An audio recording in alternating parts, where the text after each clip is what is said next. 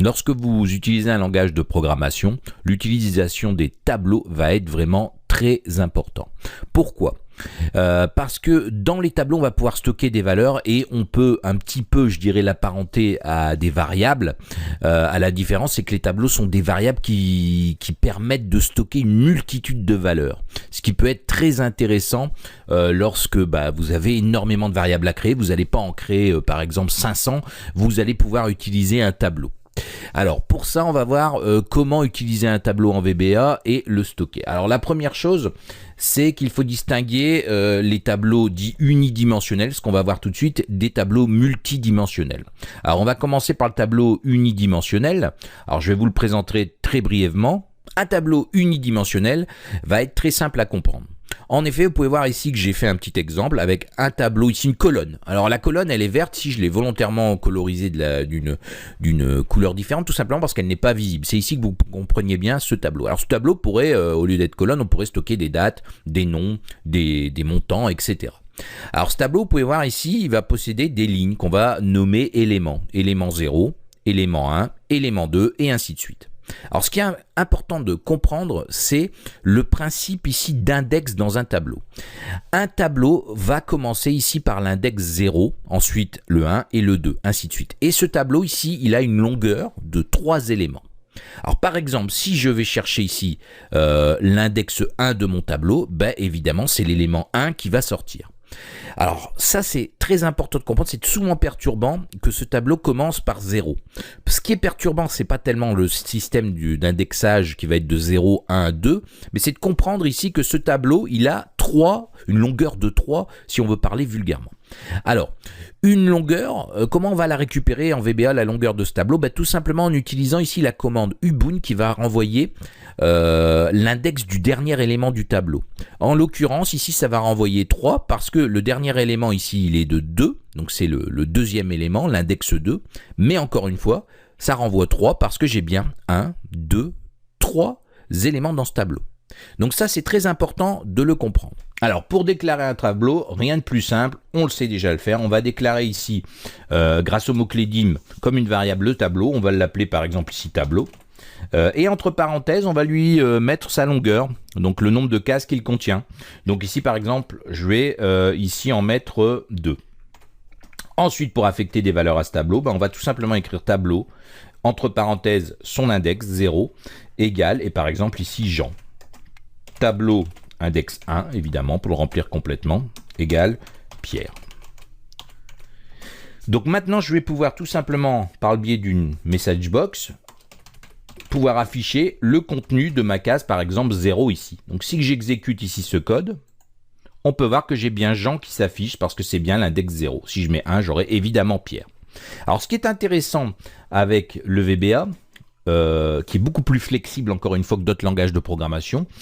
Dans n'importe quel langage de programmation, vous allez devoir déclarer votre tableau à peu près comme ça, mais vous allez aussi devoir lui assigner un type. Ici, par exemple, une chaîne de caractères. Donc là, pas de problème, ça fonctionne. Mais ce qui est intéressant en VBA, c'est que peu importe. Imaginons que Jean, je le remplace par le chiffre 233. Vous allez voir que ça ne posera aucun souci. J'ai bien 233 qui s'affiche alors que c'est un nombre et non pas une chaîne de caractères, alors que j'ai déclaré mon tableau en chaîne de caractères. Donc vous comprendrez qu'il n'est pas nécessaire de déclarer le type du tableau en VBA. Voilà. Donc ça, c'est un des gros avantages ici des tableaux en VBA. Alors ça, je pense que vous avez bien compris, c'est les tableaux unidimensionnels. Maintenant, on va voir ce que c'est les tableaux multidimensionnels. Alors un tableau multidimensionnel, c'est tout simplement un tableau à plusieurs dimensions. Là, on va voir simplement une deuxième dimension, mais vous doutez bien que vous allez pouvoir ajouter autant de dimensions que vous voulez. Alors une dimension, c'est très simple, c'est une colonne tout simplement. C'est-à-dire qu'ici, on a notre tableau unidimensionnel, on va y mettre à la droite une autre colonne qui va pouvoir contenir d'autres données. C'est aussi simple que ça. Le principe de fonctionnement va être le même. On va avoir ici des index de la même manière qu'on l'a vu précédemment. Alors la différence, c'est que si maintenant je dois aller chercher une valeur, je vais aller chercher par exemple ici une valeur qui se trouve dans mon tableau à l'index 0,1. Ça va être celui-ci. Oui, L'index 0 de mon tableau, c'est bien celui-là, et la virgule correspond à la colonne, donc ici la première colonne, parce que cet index ici, c'est le 00, 01 étant celui-ci. Un autre exemple, si je vais chercher le 2,0, l'index 2,0, bah ça va être celui-ci, évidemment, 0, 1, 2, je suis bien à l'index 2, et 0, bah c'est bien lui, donc automatiquement ça va être celui-ci. Un autre dernier exemple, je vous laisse trouver, chercher vous-même, si je veux afficher l'index 1,3, lequel va-t-il être? Je vous attends, j'attends la réponse. Ben, il n'y en a pas, c'est une erreur, tout simplement parce que ici, l'index 1, c'est bien celui-ci, mais je n'ai pas de troisième dimension. 0 pour la deuxième ici, donc 1, c'est bien celui-ci, hein, qui correspond au chiffre 1 qui est là. Et ensuite le 3, ben, 0, 1, 2, 3. Je n'ai pas de troisième dimension, je suis hors mon tableau, donc ce code va générer une erreur, en tout cas si je vais demander cet index. Pour déclarer un tableau à 2 dimensions par exemple, comme notre exemple, ici on va faire de nouveau dim tableau, qui va bien avoir 2 enregistrements, et ici on va lui mettre ,1, pour qu'il y ait ici exactement ce qu'on a vu précédemment, c'est-à-dire 2 index, on va parler de lignes, et ici une colonne, sachant que les colonnes commencent par 0, donc je vais bien avoir ici 2 colonnes. Alors ce que je vais faire ici par exemple, dans l'index tableau 00, je vais mettre Sylvester, vous l'aurez compris pour que vous compreniez bien. Et dans l'index 0,1, c'est-à-dire à côté, bah, je vais mettre les prénoms, enfin les noms, pardon. Donc ici on va mettre Stallone, hein, voilà, qui est très connu. Et ainsi de suite, on va pouvoir comme ça ajouter une deuxième ligne au tableau. Et on va pas s'embêter, on va faire un copier-coller. Je pense qu'on va gagner du temps et vous allez, ça va être plus intéressant pour vous. Voilà, ici je vais simplement changer ici l'index de ligne qui va être le 1. Et en 0, je vais mettre, bon, je ne sais pas, j'ai pas d'idée, Richard par exemple, voilà. Et ici on va mettre Pierre. Voilà. Ce qui va me permettre ici d'avoir un tableau avec de longueur de 2 enregistrements, 2 index, avec 2 colonnes, qu'il est multidimensionnel. Alors maintenant, pour appeler une valeur, si je veux afficher Stallone, je vais afficher MSGBox, donc mon tableau, l'index 0,1. Et si j'exécute ce code, j'ai bien ici Stallone qui s'affiche. 0,1, c'est bien celui-ci. Donc j'espère que vous avez bien compris cette notion de multidimension. Évidemment, on peut rajouter ici autant de dimensions qu'on veut. On pourrait rajouter, on pourrait faire ici un tableau ici avec 6 colonnes. Enfin, vous voyez que c'est assez simple à comprendre, en tout cas pour ce qui est du multidimension. Alors maintenant que vous savez ce que c'est un tableau unidimensionnel et multidimensionnel, on va s'intéresser ici au dimensionnement. Il est possible que vous deviez déclarer un tableau et que comme vous ne connaissiez pas sa longueur au départ. Donc on va déclarer un tableau vide. Alors évidemment ici on va s'amuser à dire que tableau 0 par exemple est égal à Luc.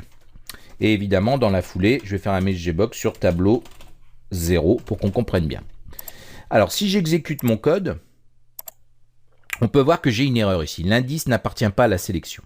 J'ai d'ailleurs une erreur d'exécution numéro 9. Voilà.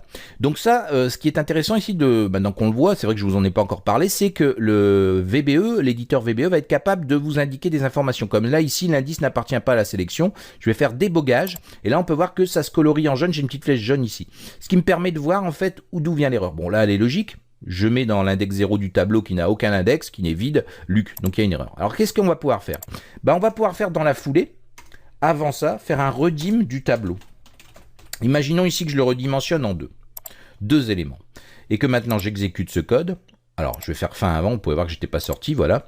Si j'exécute ce code, on peut voir que Luc apparaît bien. Pourquoi? Parce que j'ai redimensionné ce tableau. Maintenant, imaginons que dans la foulée, je dois redimensionner encore une fois ce tableau. Alors là, on va mettre par exemple 5, même si je ne mets pas d'éléments.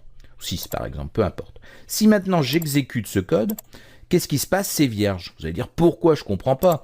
Ici, j'ai redimensionné à 2, j'ai affecté, et là, j'ai redimensionné à 6, donc je rajoute des éléments, voilà. Le problème, c'est que quand vous redimensionnez un tableau, vous le videz. Alors, pour ça, rassurez-vous, il existe une commande qui s'appelle redim preserve, pour préserver, en fait, le contenu, les données qui sont actuellement dans le tableau. Donc là, évidemment, je déclare mon tableau vide, je le redimensionne, j'efface tout ce qu'il y a dedans. Peu importe, il était vide. J'affecte Luc, et là, je mets redim avec le mot-clé preserve. Vous pouvez voir que là, du coup, j'ai bien redimensionné mon tableau ici avec une longueur de 6, mais à la différence de tout à l'heure, c'est que j'exécute, Luc est toujours dans l'index 0. Donc ça, c'est très important de comprendre ici dim redim et redim préserve, qui va préserver l'intégralité de vos tableaux. Évidemment, tout ça fonctionne pour les tableaux unidimensionnels, mais aussi multidimensionnels. Donc voilà pour ce qui est des tableaux en VBA. Vous savez maintenant utiliser les tableaux et vous allez voir qu'ils sont très intéressants. Alors un autre énorme avantage des tableaux, c'est que là, utiliser un tableau comme ça en lui affectant des valeurs, le jour où vous allez devoir faire des traitements sur ce tableau, vous allez vous rendre compte que c'est beaucoup plus rapide que d'aller chercher dans Excel. C'est-à-dire qu'on pourrait très bien ici revenir dans Excel et stocker ces valeurs ici en mettant Luc, Jean, etc. et utiliser la colonne A ici pour remplir notre tableau. Évidemment, ça on le verra par la suite, on peut le faire et on va le faire, c'est le but d'Excel aussi. Mais il faut savoir que traiter ensuite tous ces éléments par le biais ici, en allant chercher les valeurs dans les cellules ou ici en les affectant ici directement dans le tableau, dans le code, ben, ce code ici pour aller chercher ou faire des opérations sur les données de ces tableaux, ça va être beaucoup plus rapide.